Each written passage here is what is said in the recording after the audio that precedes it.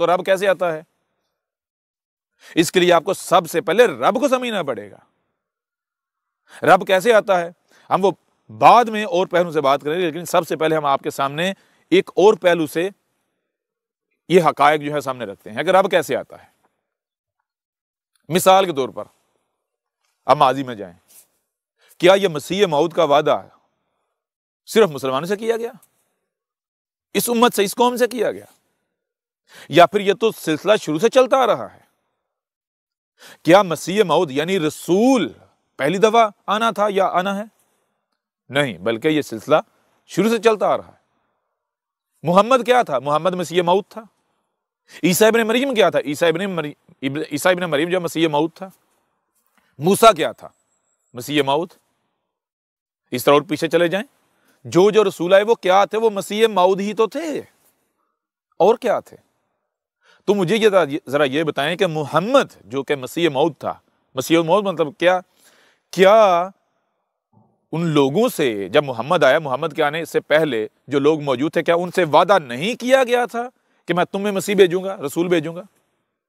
यानी क्या ईसा इब्ने मरियम ने यह नहीं कहा था कि मेरे बाद फिर जब तुम जलील हो जाओगे, जिल्लत में चले जाओगे, तुम्हें दुनिया में तकालीफ का, मुसीबतों का, परेशानियों का सामना होगा, तो तुम्हें उस जिल्लत से निकालने के लिए मैं फिर यानी रब फिर अपना रसूल भेजेगा, मसीह भेजेगा?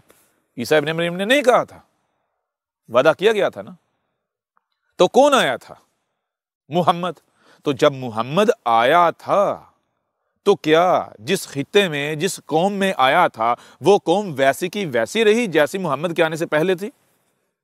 उस कौम के हालात वैसे के वैसे रहे जैसे हालात उस कौम के मुहम्मद के आने से पहले थे? मुहम्मद के आने से पहले वो कौम ज़िल्ल और सुवा हो रही थी, जहालत में थी, गुमराहियों में थी, जिल्लत की घाटियों में थी, गहराइयों में थी। लेकिन जब मुहम्मद आया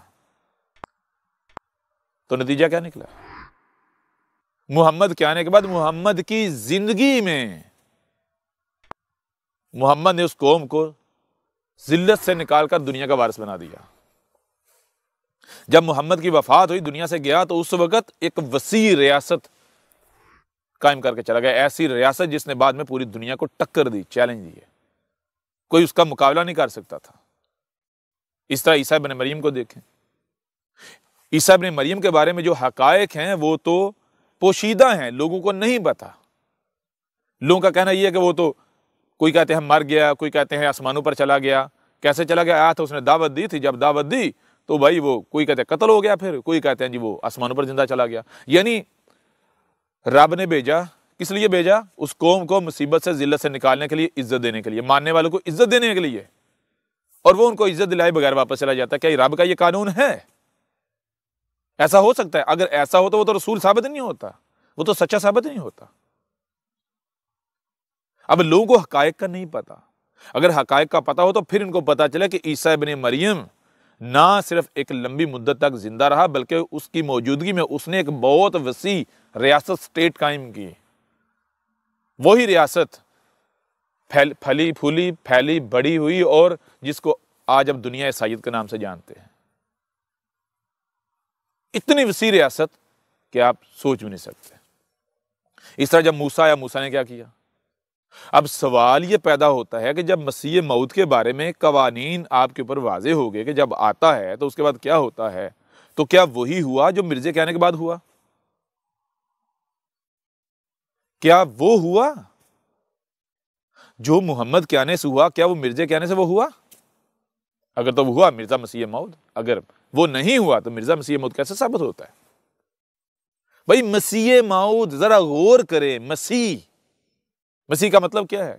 रब कह रहा है मैं खुद आऊंगा और तमाम खराबियों को दूर करके हर शय को परफेक्ट कर दूंगा। ये मैं वादा करता हूं। मैं उस वक्त तक ये वादा करता रहूंगा आने का, जब तक कि मेरे आने का वक्त नहीं हो जाता। और मुझे ये बताएं कि रब सदियों तक ये वादा करता रहे, मैं आऊंगा, मैं आकर सब कुछ परफेक्ट करूंगा, मैं आऊंगा, मैं सब कुछ परफेक्ट करूंगा, मैं आऊंगा तो जिल्लत से निकालूंगा, इज्जत दूंगा। रब सदियों तक ये वादा करता रहे, और जब वो वक्त आए और कोई उठकर दावा करे और वाकईतन वो रब हो, रब का भेजा हुआ हो, और दुनिया में हाँ ना आए, परफेक्शन ना आए, रब जो वादा करता रहा सदियों तक वो अपने वादे के मुताबिक ना कर पाए, दुनिया वैसी की वैसी रहे, तो ऐसा तो रब भी साबित नहीं होता, वो तो रब झूठा साबित हो जाता है, वो तो रब कमजोर और जलील साबित हो जाता है। यानी मिर्जे को मानने वाले लोग अपने अमल से ये ऐलान करते हैं कि रब इंतहाई कमजोर है, रब वादे का झूठा है, रब झूठे वादे करता रहा, रब जलील है, यानी रब को हर तरह की अपने अमल से गालियां देते हैं। अब जरा खुद गौर करें, क्या आप में अकल नहीं है कि सदियों तक रब वादा करे मैं आऊंगा, मैं आऊंगा, मैं आऊंगा, क्यों आऊंगा?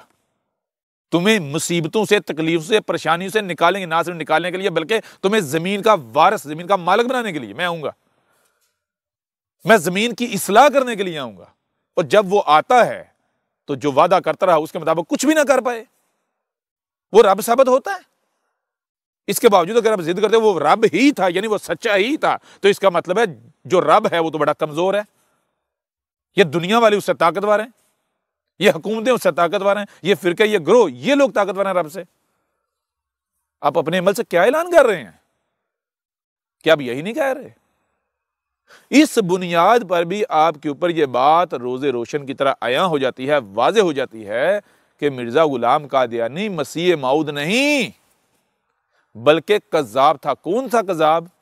अभी आपके ऊपर वाजे करते हैं।